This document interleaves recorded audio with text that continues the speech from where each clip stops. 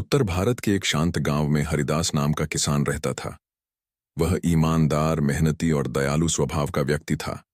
उसका दिन सूरज उगते ही खेतों से शुरू होता और रात को बैलों के साथ समाप्त होता। पत्नी गीता और बेटा मोहन उसके जीवन की ताकत थे।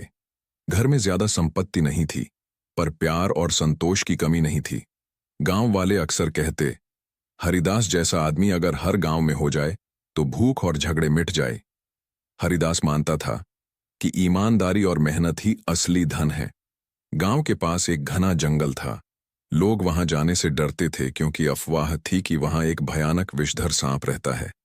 कई बार लोगों ने उसकी फुफकार सुनी थी और जानवरों को मृत पाया था, लेकिन हरिदास को अंधविश्वास पर भरोसा नहीं था। एक दिन उसने सोचा, डर से सच्चाई नहीं मिलती, सच्चाई से डर मिटता है। वह सुबह सुबह अपने औजार लेकर जंगल में गया।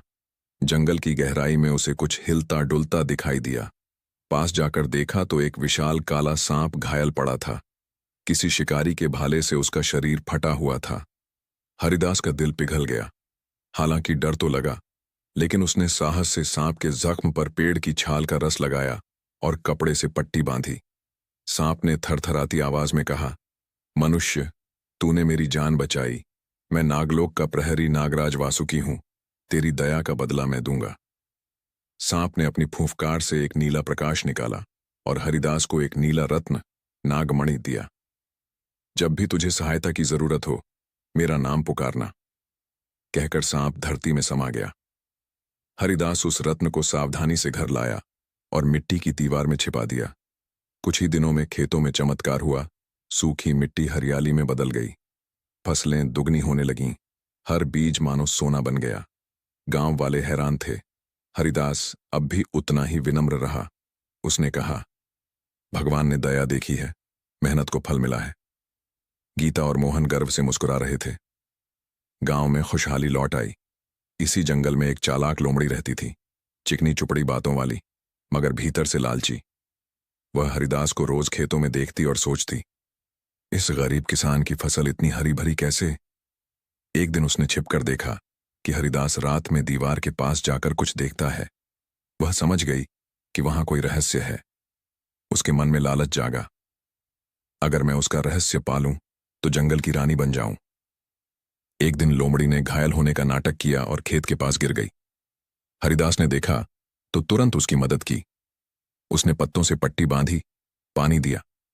लोमड़ी ने कृतज्ञता जताई, किसान भाई, तुम बहुत नेक हो, मैं तुम्हारा उपकार नहीं भूलूंगी।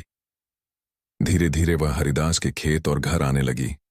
कभी बातें करती, कभी गीता की मदद करती। उसने उनका विश्वास जीत लिया। एक दिन उसने देखा कि हरिदास रात में दीवार के पास झुककर कुछ कर रहा है। वह समझ गई कि वहीं नागमणि छिपी है। रात को जब सब सो गए, लोमड़ी धीरे से घर में घुसी और दीवार खोदने लगी। रत्न की चमक से पूरा घर नीला हो गया। वह खुशी से झूम उठी, अब मैं जंगल की रानी बनूंगी। जैसे ही उसने रत्न उठाया, जमीन कांप उठी। भयावह फुफकार के साथ नागराज वासुकी प्रकट हुए। उनकी आंखें आग की तरह चमक रही थीं। धोखेबाज लोमड़ी, तूने उस किसान के भरोसे को तोड़ा जिसने तुझ पर दया की। लोमड़ी कांप उठी, महाराज, मैं लालच में अंधी हो गई थी। हरिदास भी जाग गया और यह दृश्य देखकर घबरा गया। वह झट से नागराज के आगे झुक गया। महाराज, इसे माफ कर दीजिए, गलती बड़ी है, पर प्राणदान सबसे बड़ा दान है। नागराज बोले, दयालुता तुम्हारा आभूषण है किसान, पर लोमड़ी को सबक सीखना होगा। उनकी फुफकार से प्रकाश निकला और लोमड़ी वहीं पत्थर की मूर्ति बन गई। वातावरण शांत हो गया। वासुकी बोले, यह मूर्ति सबको याद दिलाएगी कि लोभ का अंत विनाश है। और वे धरती में विलीन हो गए। सुबह की किरणों में हरिदास ने खेतों की ओर देखा। फसलें पहले से भी अधिक हरी थीं।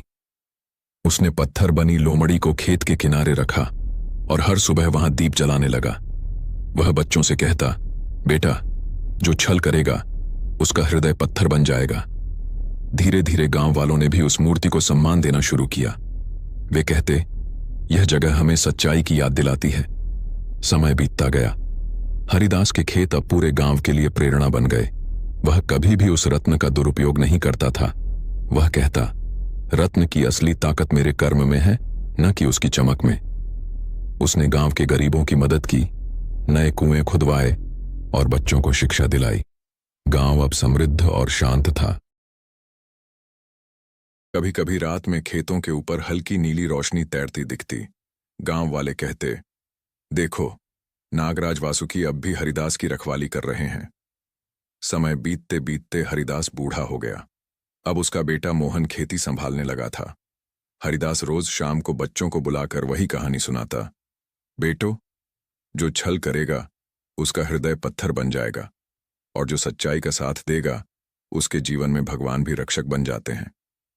लोमड़ी की मूर्ति अब कई से ढक चुकी थी, पर उसकी आंखों में अब भी हल्की नीली झलक थी, मानो वह भी पश्चाताप में झिलमिला रही हो।